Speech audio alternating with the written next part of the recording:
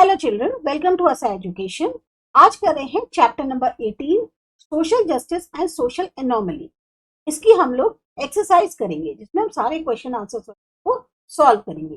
ये आपका grade 8 social science book का चैप्टर है। तो शुरू करते हैं, जिसमें सबसे पहला सेगमेंट है answer the following questions. What is meant by social justice? सामाजिक न्याय से आप क्या समझते हो? जस्टिस मीन सामाजिक न्याय। तो सामाजिक न्याय जो है एक ऐसा कॉन्सेप्ट है जिसमें एक फेयर और इक्वल सोसाइटी को क्रिएट करने की कोशिश करी जाती है, जहां हर इंडिविजुअल को सेम मौके मिले, अधिकार मिले और संसाधन मिले, भले ही वो किसी भी बैकग्राउंड का हो या उसकी समाज में कोई भी पोजीशन हो। अब इसमें मेनली क्या इन्वॉल्व होता है कि हम कोशिश करते हैं ध्यान देने की, उनके ऊपर वर्क करने की और सुलझाने की, रेक्टिफाई में सॉल्यूशन निकालने की, खास तौर से असमानताएं जो हैं उनको, जो भी असमानताएं मौजूद है उसको, उसके ऊपर वर्क करना, उसके सॉल्यूशन निकालना, खास तौर से जो भेदभाव से उत्पन्न होती है, डिस्क्रिमिनेशन से। ये भेदभाव किस पर आधारित होता है? Race, gender, class, sex, age, religion, disability, या फिर इसमें और भी बहुत सारी चीजें शामिल हो सकती है। इसका मेन पर्पस क्या है सोशल जस्टिस का? कि ऐसे सिस्टम या इंस्टीट्यूशन को बिल्ड किया जाए जिससे लोगों को फेयरनेस, इक्विटी और इंक्लूसिविटी वो महसूस हो और इस चीज को ज्यादा से ज्यादा प्रमोट किया जा सके। तब यह है कि लोगों के साथ भेदभाव हो, हर चीज बिल्कुल न्यायपूर्ण हो, तो एक बराबर की जो है मौके मिले, भले वो किसी कास्ट में हो, और साथ ही साथ उनको अकेला ना छोड़ा जाए, उनको डिस्कार्ड ना किया जाए, उनको भी इंक्लूसिविटी मीन्स उनको भी शामिल किया। मेनली जो सोशल जस्टिस है वो जोर किस पे देता है कि पॉलिसीज जो बनी हुई हैं, अगर वो थोड़ी सी भी ऐसी है जिससे असमानता क्रिएट होती है तो उसको चेंज करें। जो भी भेदभाव वाली प्रैक्टिसेस है उसको चैलेंज किया जाए, और जो भी ऐसे ग्रुप्स हैं मार्जिनलाइज, जिनको ज्यादातर टारगेट होते हैं, जिनके ऊपर बहुत ज्यादा ध्यान नहीं दिया जाता है, जिनको बहुत ज्यादा एडवांटेज ही मिलते हैं, उनको जो है ज्यादा से ज्यादा एम्पावर यानी सशक्त बनाए। तो इसका मेन अल्टीमेट गोल क्या है? एक ऐसी सोसाइटी को क्रिएट करना जहां हर कोई थ्राइव यानी ग्रो कर सके, भले ही वो जो भी हमारे सिस्टमैटिक बैरियर्स हैं, सिस्टम के स्ट्रक्चर में जो भी बाधाएं हैं, उससे फ्री होके हर कोई जो है ग्रो कर पाए। तो ये है आपका पहला answer, what is meant by social justice. दूसरा आता है what is meant by situation और सोशल इनइक्वालिटी। जो सामाजिक असमानता होती है, इसकी ये जो सिचुएशन है, इससे आप क्या समझते हो?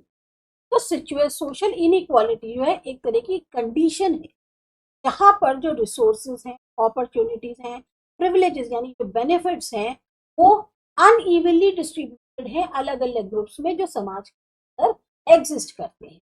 ये सिचुएशन कहाँ से उत्पन्न होती है?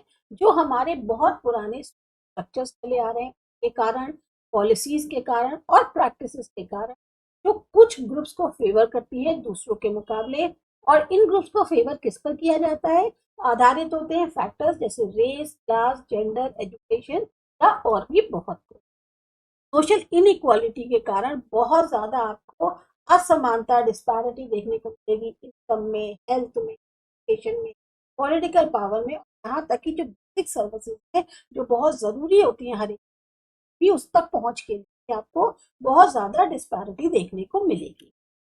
क्या है? Social inequality. अब कुछ कीज ऐसी हैं जो सोशल इनइक्वालिटी में शामिल होती है, आर्थिक तौर पर, शिक्षा के उसमें देखिए, हेल्थ पे, जेंडर हो गया, रेशियल या एथनिक, और पॉलिटिकल।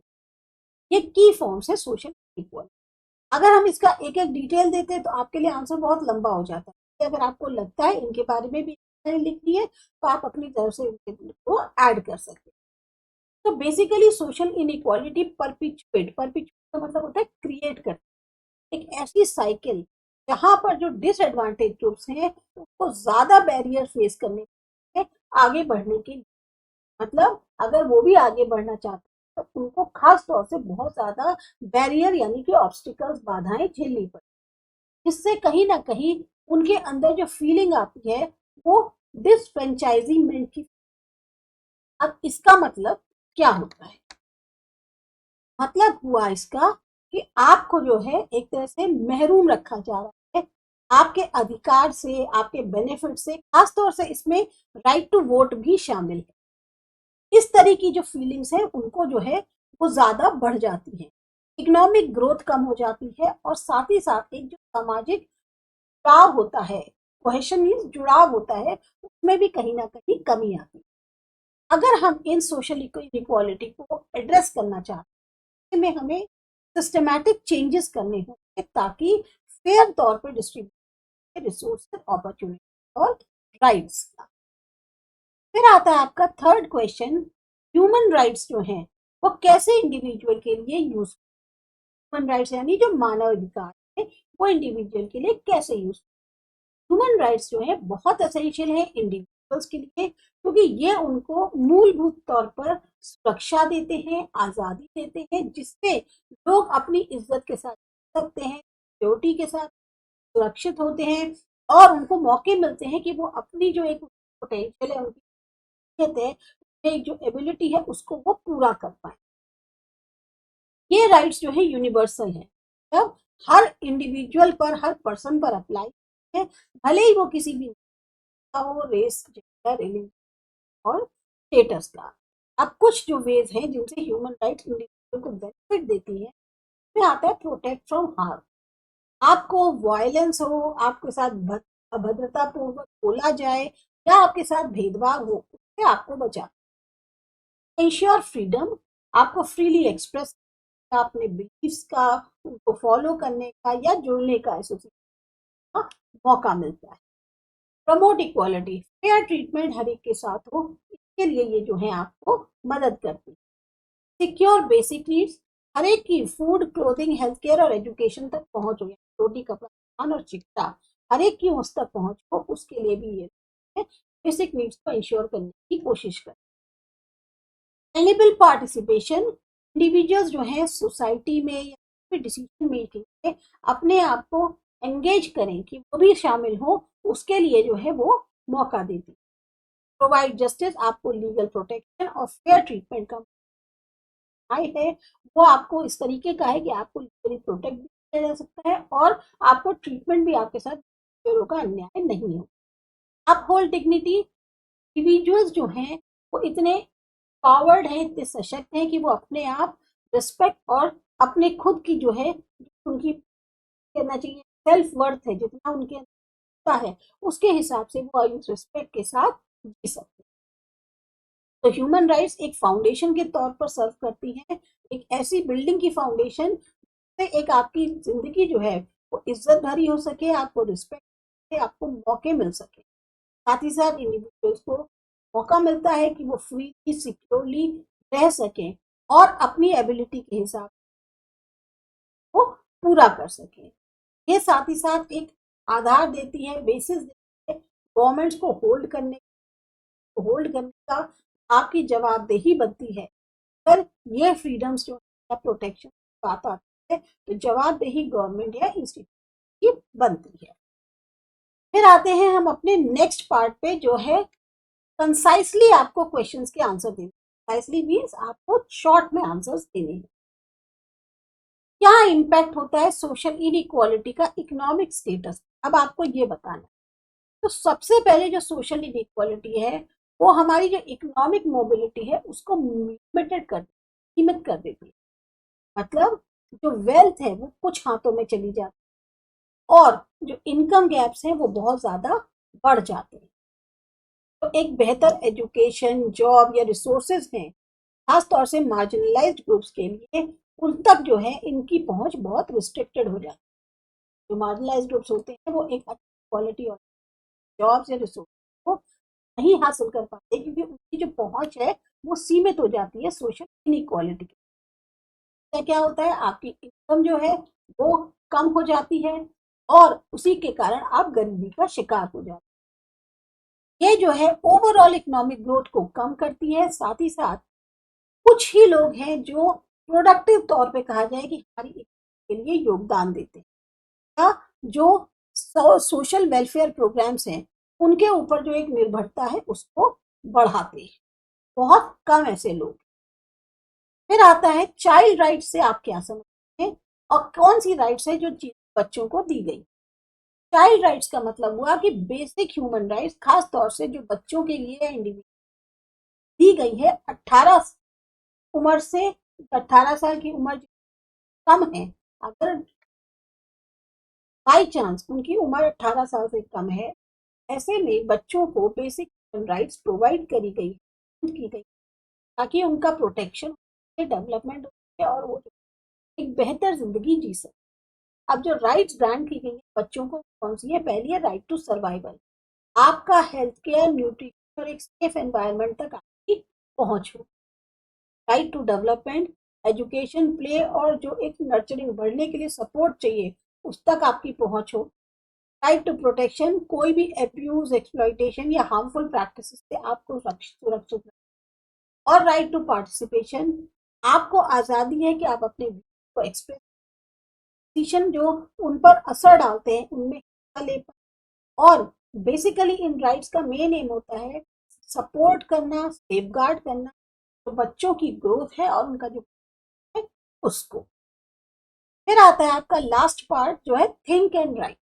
अब थिंक एंड राइट में मीन्स आप इस चीज कॉन्सेप्ट और फिर उसके बारे में। सोशल इविल प्रैक्टिसेस जो हैं के कारण सोशल इनइक्वालिटी होती है। आप क्या इसे एग्जाम्पल से समझा सकते हैं? सोशल इविल प्रैक्टिसेस जो समाज में कुप्रथाएं, ये जो समाज में कुप्रथाएं ये क्रिएट करती हैं सोशल इनइक्वालिटी। कैसे?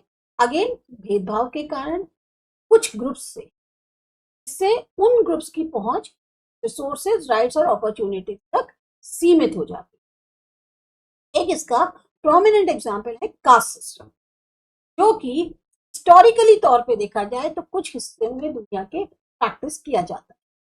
अगर कोई हमारी कास्ट बेस्ड सोसाइटी, लोग जो हैं डिवाइडेड होते हैं हायरार्किकल ग्रुप, ये ऑर्डर में डिवाइडेड होते हैं उनकी बर्थ के आधार पर। इसमें लोअर कास्ट जो है वो ज्यादातर सामाजिक बहिष्कृतता जो होती है उसको फेस करते हैं, कि जॉब अपॉर्चुनिटीज बहुत कम होती है और बहुत सीमित एक्सेस होती है एजुकेशन और हेल्थ केयर।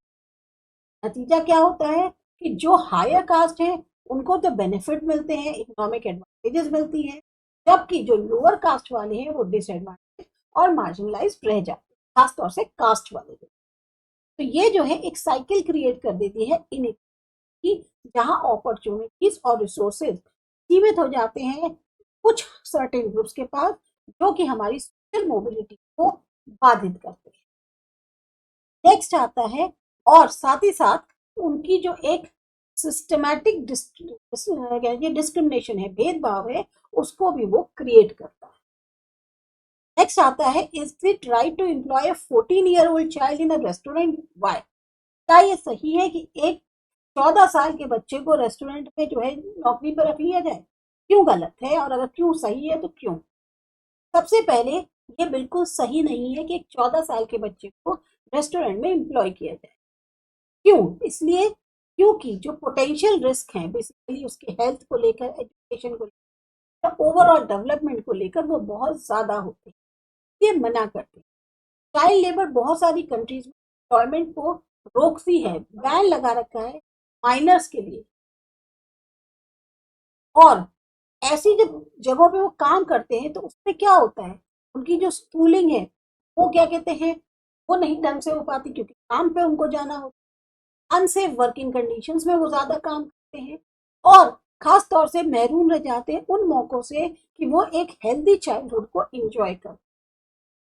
ऐसे में बच्चों को मेनली फोकस करना चाहिए एजुकेशन पे, पर्सनल ग्रोथ पे। वहां पर खास तौर से जो बहुत ज्यादा क्रूशियल मानी जाती है उनके, और एक पॉजिटिविटी जो है उसको कंट्रीब्यूट करती है सोसाइटी।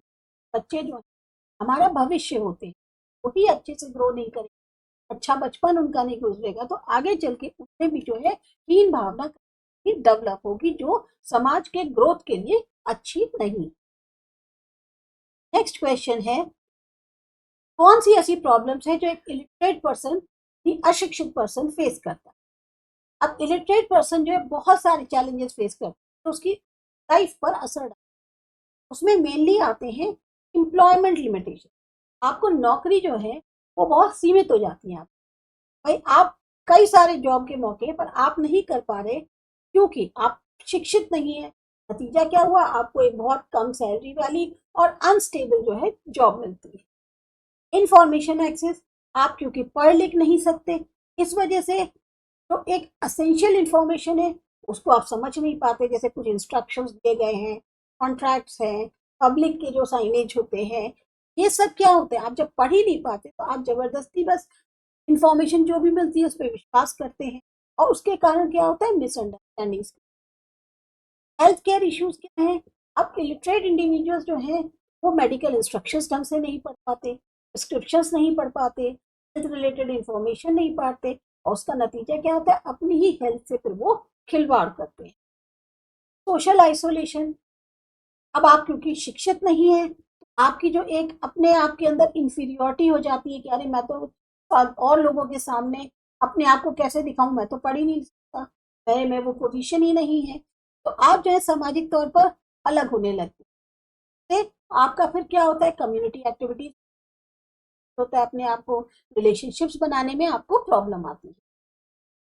ब्यूरोक्रेटिक चैलेंजेस, जो गवर्नमेंट सर्विसेज हैं, पेपर वर्क्स हैं, वो बहुत ज्यादा होते हैं और उससे क्या होता है, अब आप जो हैं, जो गवर्नमेंट दे रही है, मौके मिल रहे हैं, जो स्कीम्स निकाल रही है, आप उनके बेनिफिट्स और सपोर्ट को दे ही नहीं पाते क्योंकि आप बहुत सीमित हैं, आप उनको पढ़ लिख सकते हैं ना सब, तो आप उनसे जो है एक तरह से वंचित रह जाते। इम्पैक्ट ऑन फ्यूचर जनरेशन, अब जो इलिटरेट पेरेंट्स हैं वो अपने बच्चों की एजुकेशन को सपोर्ट करने में बहुत उनको मुश्किल, खास तौर से भाई वो जो है जब पढ़े लिखे नहीं है तो वो अपने बच्चों को भी समझना हो, कुछ करना हो तो उसको पढ़ा लिखा नहीं पाते। क्या क्या होता है, ये जो साइकिल है लिटरेसी ये फिर क्रिएट होने लगती है, आगे बच्चे भी उतना नहीं पढ़ते। तो ओवरऑल कहा जाए इलिटरेसी एक बैरियर क्रिएट करती है पर्सनल ग्रोथ के लिए, इकोनॉमिक स्टेबिलिटी और सोशल, और इसका जो है खास तौर से उल्टा प्रभाव होता है जो कि क्वालिटी है लाइफ की, उसको बहुत ज्यादा असर डालता है। ये था आपका चैप्टर जिसके हमने क्वेश्चन आंसर, चैप्टर नंबर 18। आपको अच्छा लगा, समझ सब्सक्राइब करिए। आसा एजुकेशन, मिलते हैं अगले चैप्टर में।